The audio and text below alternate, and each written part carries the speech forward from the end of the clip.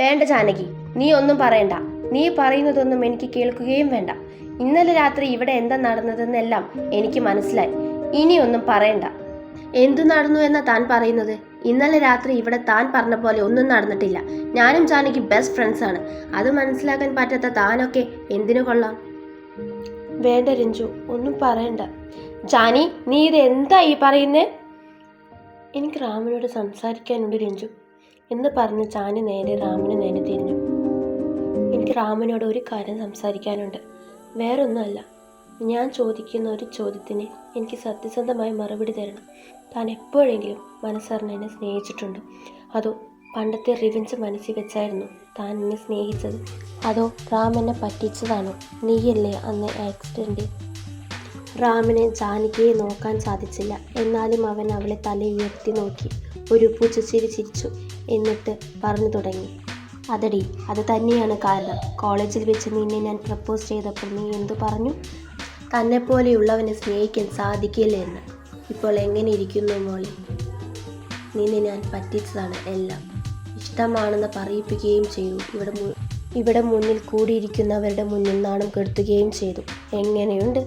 എനിക്കറിയാം, ദേ ഈ നിൽക്കുന്ന നിന്റെ ഡിയർ ഹസ്ബൻഡ് രഞ്ജിത്തും നീയുമായി വേർപിരിയാൻ പറ്റാത്ത സൗഹൃദമുണ്ടെന്ന്.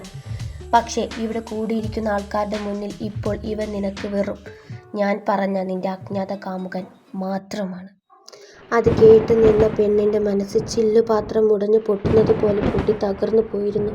അതെ, ഇവൻ പറഞ്ഞത് മുഴുവൻ ശരിയായിരുന്നു. പക്ഷെ തൻ്റെ ജീവൻ രക്ഷിച്ച് തൻ്റെ കൂടെ ഇഷ്ടമാണെന്ന് പറഞ്ഞ് വീണ്ടും വന്നത് അത് ആത്മാർത്ഥതയുള്ളതാണെന്ന് കരുതി വിശ്വസിച്ച് പോയതായിരുന്നു.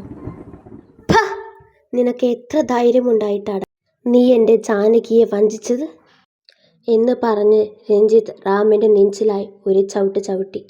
ഡാ എന്ന് പറഞ്ഞ് റാം എണീക്കുന്നതിന് മുന്നേ റാമിന് പിന്നിൽ നിന്നൊരു ചവിട്ട് കിട്ടി. അവൻ സ്റ്റേജിൻ്റെ മുന്നിലേക്ക് വന്ന് വീണു കഴിഞ്ഞിരുന്നു. അവൻ്റെ വായിൽ നിന്ന് രക്തം അതിശക്തിയായി പുറത്തേക്ക് തെറിച്ചു. കണ്ടു നിന്നിരുന്ന രഞ്ജിത്തിൻ്റെ റാമിനെ നോക്കി നീ തീർന്നട എന്ന ഭാവത്തിൽ ഒരു പുച്ഛച്ചിരി ചിരിച്ചു. റാം വേഗം സ്റ്റേജിൻ്റെ അവിടെ നിന്ന് തിരിഞ്ഞു നോക്കിയപ്പോഴേക്കും മുന്നിൽ നിൽക്കുന്ന ആളെ കണ്ടപ്പോൾ അവൻ്റെ കണ്ണുകൾ ഭീതിയാൽ ചുവന്നു പോയിരുന്നു. കാശിനാഥൻ. അവൻ്റെ വായിൽ നിന്ന് അറിയാതെ ആ നാമം പുറത്തേക്ക് തെറിച്ചു. ഇതൊന്നും കാണാനും കേൾക്കാനുമുള്ള പാകത്തിനായിരുന്നില്ല അവളുടെ അവസ്ഥ. അവൻ പറഞ്ഞ വാക്കിൻ്റെ ആഘാതത്തിൽ നിന്ന് വീണു പോയിരുന്നു. അവളുടെ മനസ്സിൽ ചോരയിൽ കുതിർന്നു കിടക്കുന്ന തന്നെയും മേന്തി ഓടിക്കൊണ്ടോടുന്ന ഒരു പുരുഷൻ്റെ സാമീപ്യമായിരുന്നു അവളെ തേടി ആദ്യമെത്തിയത്.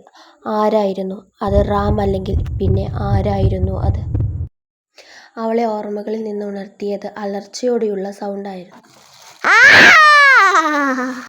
കാശി, എനിക്ക് കൈ വേദനിക്കുന്നു, വിട്ട്, എനിക്ക് വേദനിക്കുന്നു കാശി. നിന്നോട് ഞാൻ പലയാവർത്തി പറഞ്ഞു, ഇനിയും പറയിപ്പിക്കരുത്. ഇവിടെ നിന്ന് എൻ്റെ കൺമുന്നിൽ നിന്ന് എത്രയും പെട്ടെന്ന് പോയില്ലെങ്കിൽ എന്നുള്ള ഭീഷണിയിൽ റാം വിരണ്ടു പോയിരുന്നു.